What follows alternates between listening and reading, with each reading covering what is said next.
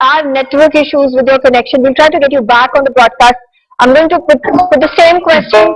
I'm going to put the same question to Sharad. Sharad, the same question to you. While we're going about taking care of our necessities, which is electricity to the last home, the remotest home in our country, there is a need to look forward as well, shifting our base from coal-based products and energy to solar energy that can be, or green hydrogen for that matter, that is then going to fuel our EV revolution in our country. Well, Megha, we are still some distance away for giving the big push to solar because of the cost of setup. We all know that a lot of stuff in the solar projects is imported. It's not being manufactured in India. To the extent it is being manufactured in India, the cost of production is high, so the cost of installation of a solar project is higher. But if you notice last 5 years, Megha, the costs have been gradually coming down. Same goes for the electric vehicles, same goes for the fossil fuels. I think a word about the basic theme of your program today, which is likes of Greta Thunberg, who have a right to comment, and now they suddenly, what has happened to them suddenly? Why are they not commenting? Because it categorically states, Megha, that this is an agenda, a propaganda-driven comment, and the whole thing, if she can comment on the farm laws, I mean, with nothing to do with Indian farming, Indian agriculture, she's got the audacity to comment on Indian farm law, so that speaks volumes that this is simply propaganda-driven. I don't think that we should even give a care to what they have to say, because India is very much on track, Megha. In the at the COP26, a quick word about COP26 as well. What was the achievement of the conference? If I take out, I have Ravinder, a good friend with me. If I take out the crux of COP26, the net result is very close to zero. I'm sorry to say that. There was a lot of hue and cry, a lot of hoopla about COP26. In fact, COP26 ended up polluting the environment because of the planes which flew into the conference. That was a meme which was created at that time. Yeah. So but still, the commitment made by Government of India in COP26, the statement given by Prime Minister in and after COP26, categorically, he tried to beat his own target. We will be zero carbon much sooner than the world can imagine. I think, but the countries which have the audacity to comment upon Indian pollution or India not being environment conscious, I think they should look at their own houses.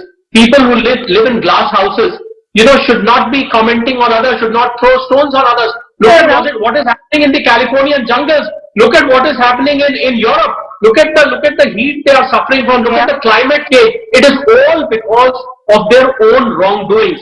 So you do something wrong and you try and blame a country like India that, look, you are far away from zero carbon, so we are suffering. I think that is building castles simply, Megha.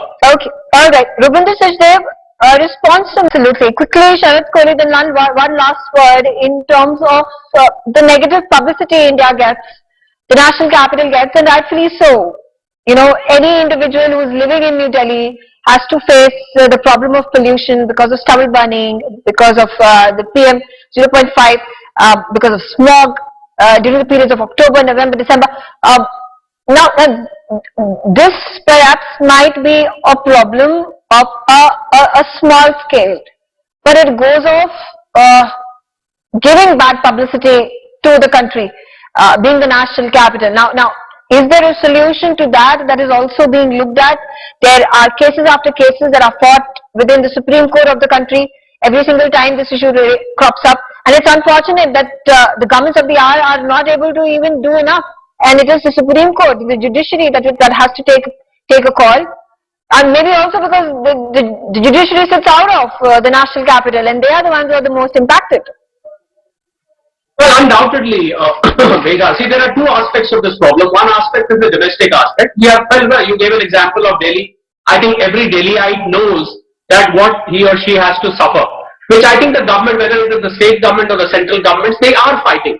What we don't want is, we don't want sermons coming from thousands of miles away. India, my calculation, I am going back to COP26 very quickly.